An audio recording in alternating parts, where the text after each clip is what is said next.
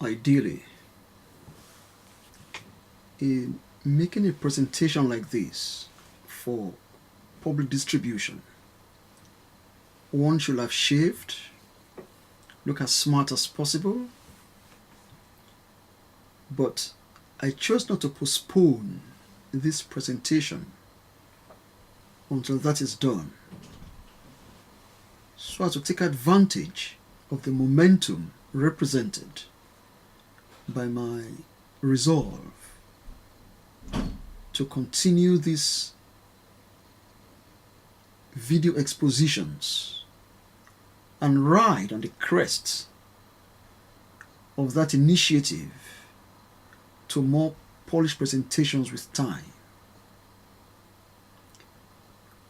What has prompted me today to continue this series of expositions of various ideas one is fortunate to have encountered?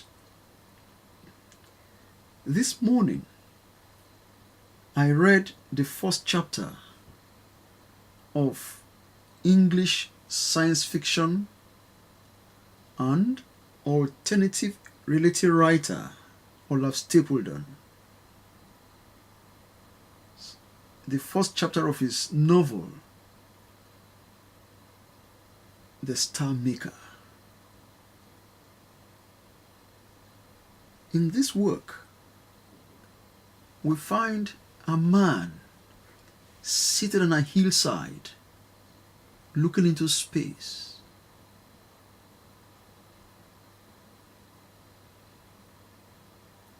As he gazes at the panorama of stars, of planets,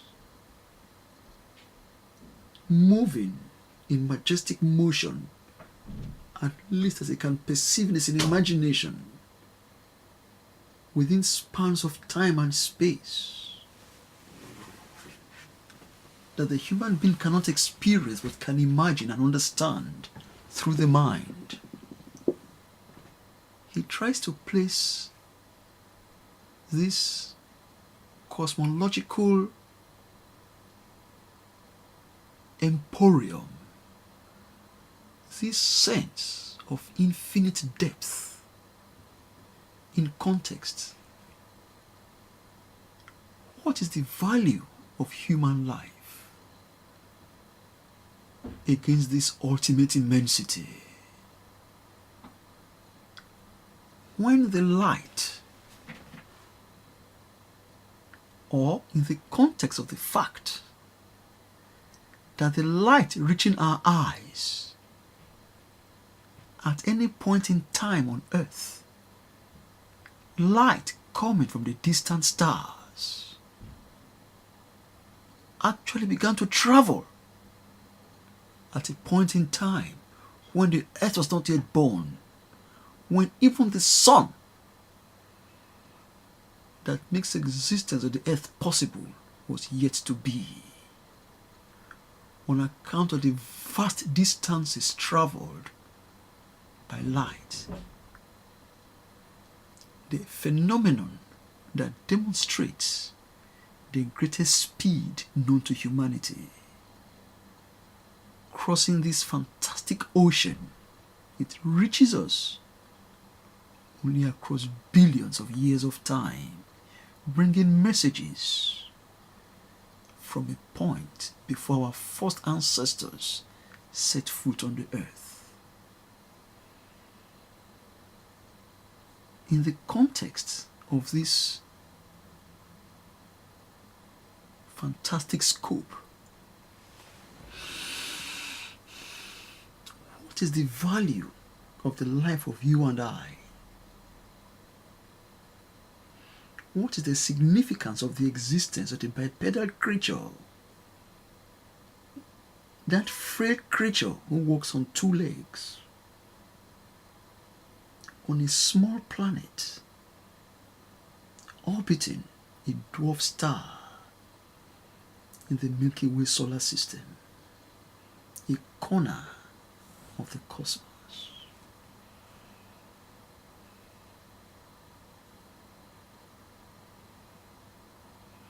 If this creature did not exist, this creature of whom the contemplator of cosmic infinity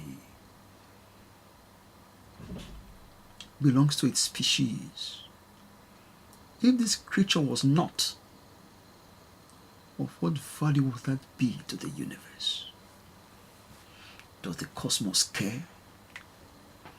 If this being, whose existence is at best measured in less than 100 years, if this being is not, if his fellows that swarm upon the face of this planet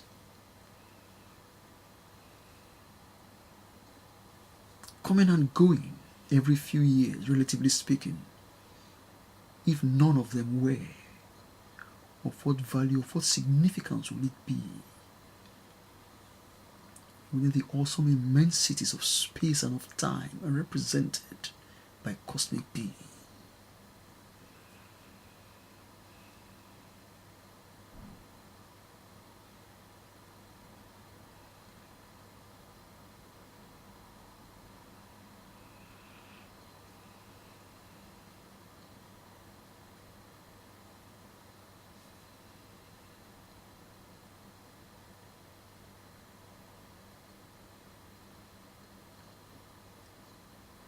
I read this fantastic piece, this profound meditation, and I was moved not only by the ideas being articulated, by the challenge to our existence represented by these questions, but I was also thrilled by watching in imagination what followed as this thinker continue to contemplate these ideas.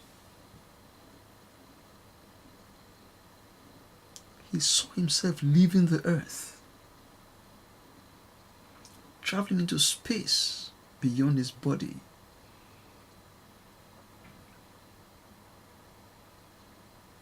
In doing that, he saw himself leaving the globe of the planet. He observed the play of light and darkness. As a part of the planet is bathed in darkness, the other in light, depending upon the side facing the sun. And within this oscillation of light and darkness on the terrestrial sphere, he reflects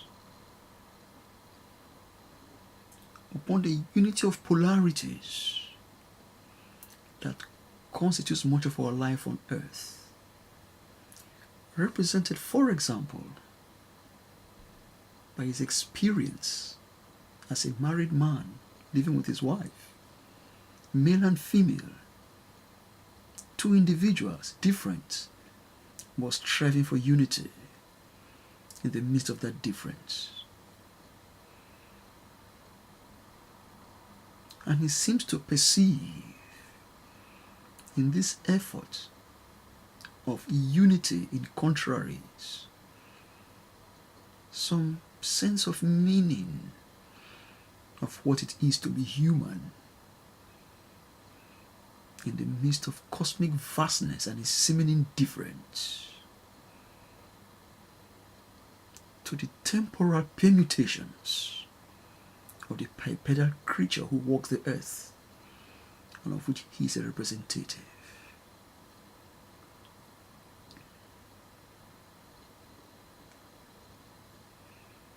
This summation I've just given adapts to some extent what I read in that work and doesn't present it as the exact sequence of events as the writer develops his plot. But the core of the ideas are what I've just given.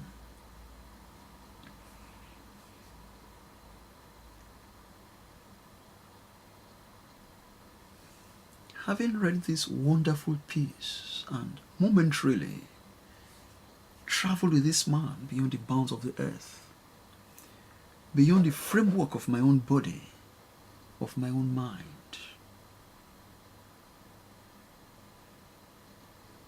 asked myself, where else may I find such wonderful evocations of what it is to be in the midst of the seeming infinity of cosmic being?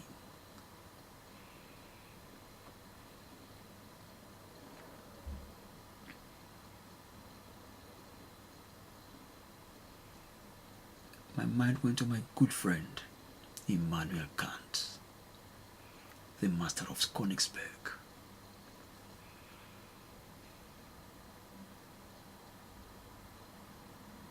This great thinker,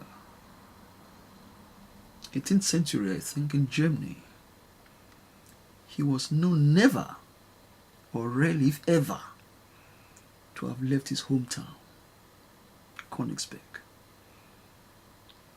He was known as being so punctual, so precise in his movements from his house to where he would eat, to his lectures and back home,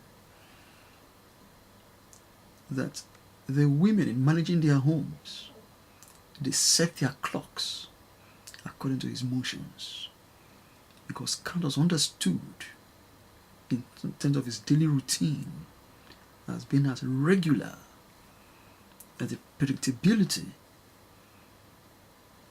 of the rising of the sun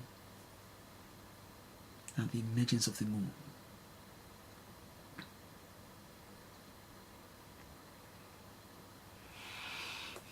What of this seemingly unadventurous man, never leaving his small hometown,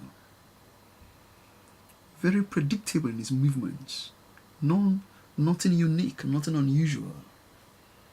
What can he tell us about the human quest to see beyond the temporal limitations of our being, the condemnation of existence, to an emergence into being and a departure from existence at a time unpredictable, a time unknown, a time often undesired, but imperative?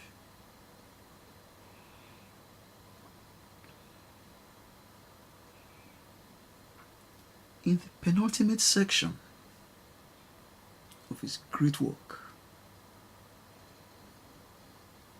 A Critique of Practical Reason, Kant has this to say, as presented in English translation: two things fill the mind with ever newer and ever greater admiration and awe, the more often and the more steadily they are reflected upon: the starry heavens above me and the moral law within me.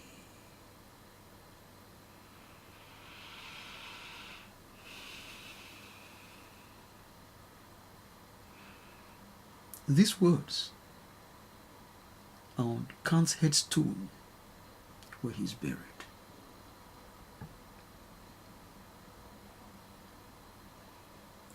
Having presented this dichotomy and unity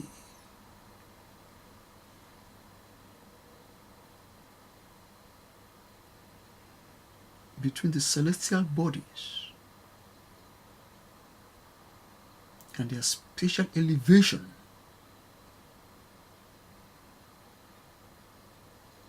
above human form, as well as the inner universe of the human being, represented by what is described as the moral law, the sense of personal duty, and which he understood as correlative, he now expounds upon the significance of this conjunction of contraries.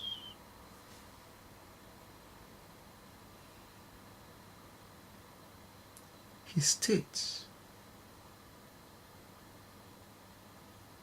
that in understanding the moral law of his inner self, he doesn't need to go far, it is within him.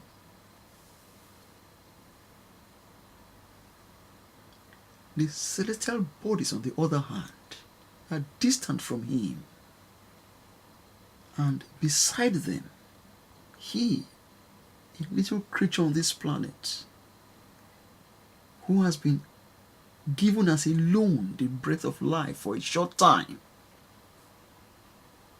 through a process he does not fully understand, a loan that will be given back at a certain time.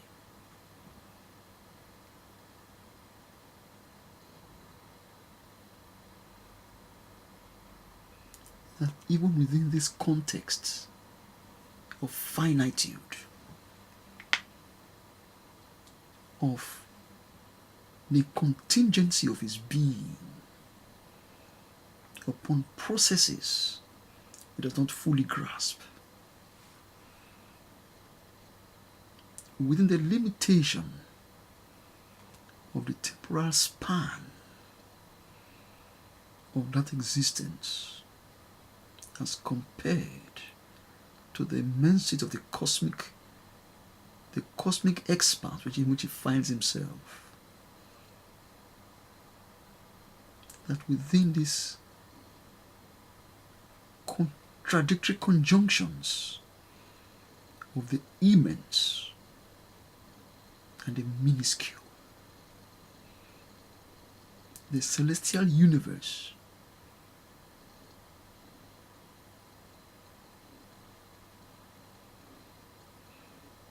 and his minute temporal existence,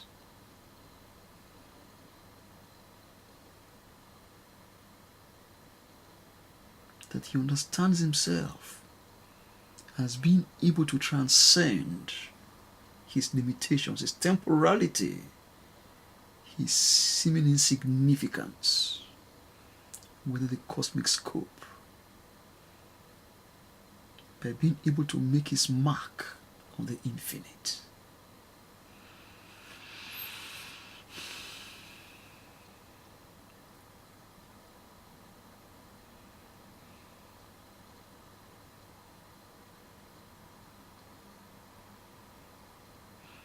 I have read that passage many times, but I have not fully understood what he was trying to say.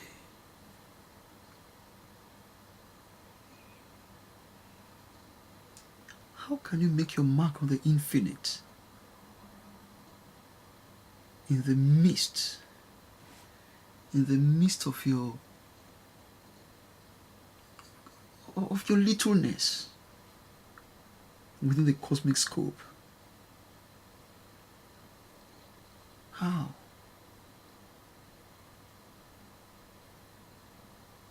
I have done some exploration of Kant scholarship, and I'm here to see anybody who is tackling that question.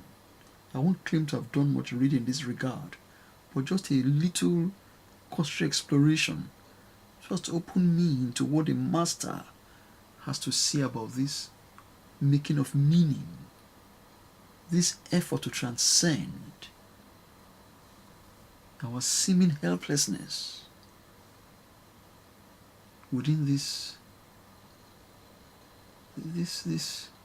strange existence we don't fully understand, really.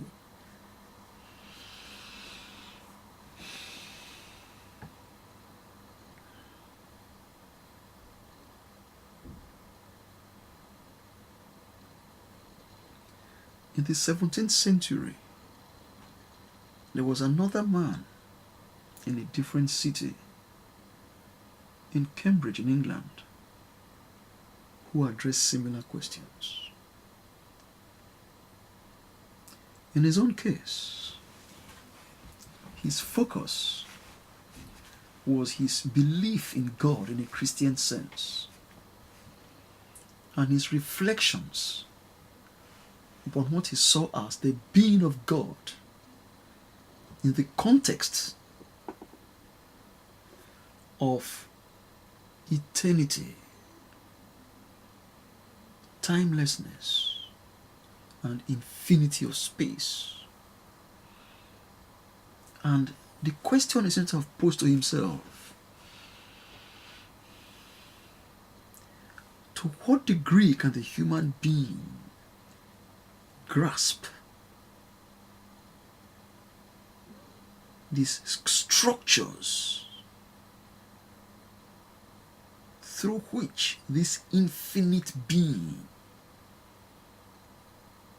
this transcendence of spatiality, understood to be God?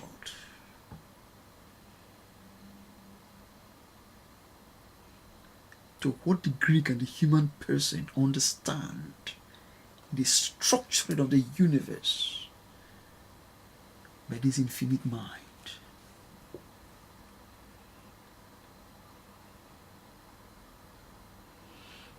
This thinker addressed this question through mathematics, and he decided that he will move beyond mere speculation and try to create some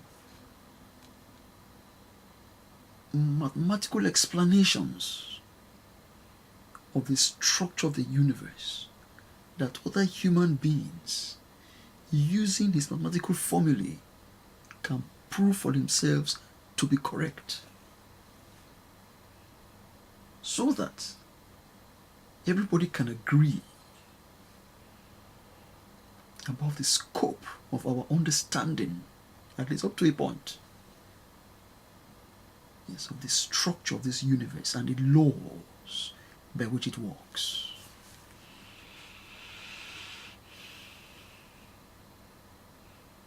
He now decided to focus upon specific principles, specific laws that define the structure of the universe and the character of its development, the rationale for why the universe as we perceive it is the way it is. Why, for example, in the famous story associated with this man, why should a fruit that falls from a tree, why should it fall to the ground? Why should it not rise up?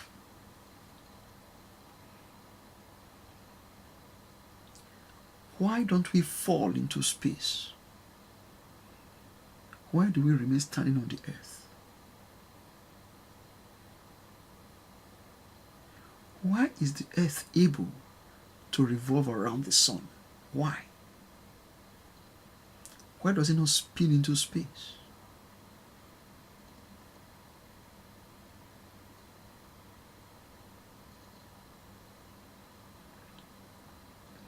In addressing these questions, Isaac Newton at Trinity College, Cambridge, developed a theory of universal gravitation.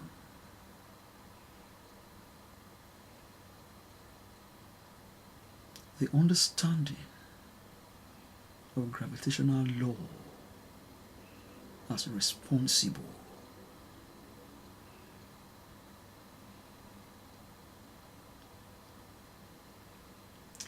for the motions of the earth around the sun, for human anchoring to the planet Earth, for the relationship in terms of their orbits between the planets around the solar center, developing these ideas in terms of a precise logical structure of explanation and of argument, backed up by careful mathematical reasoning, thereby developing what is understood as perhaps the greatest achievement of the scientific mind.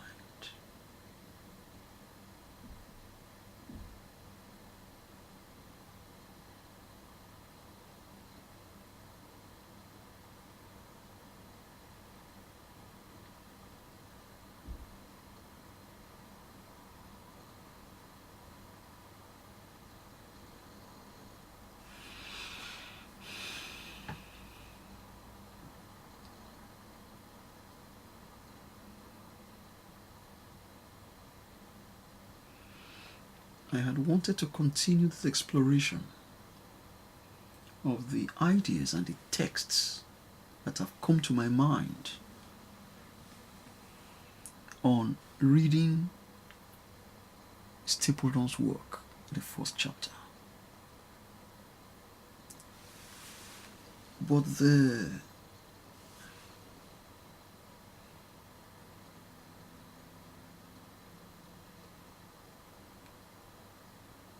emotional and imaginative immersion represented by interacting even in this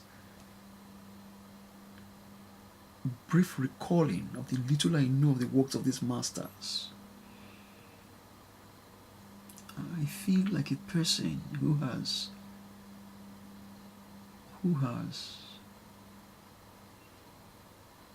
encountered something greater than himself, something grand,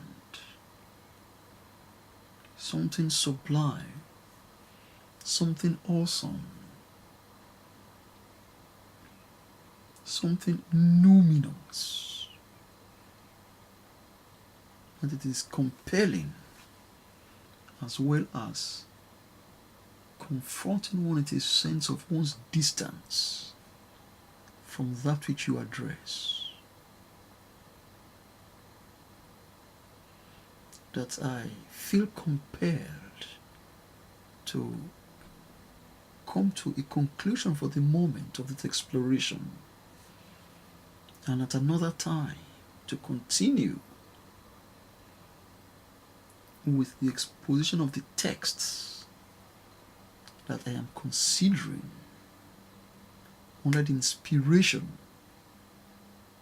of reading the first chapter of Olaf Stapledon's The Star Maker.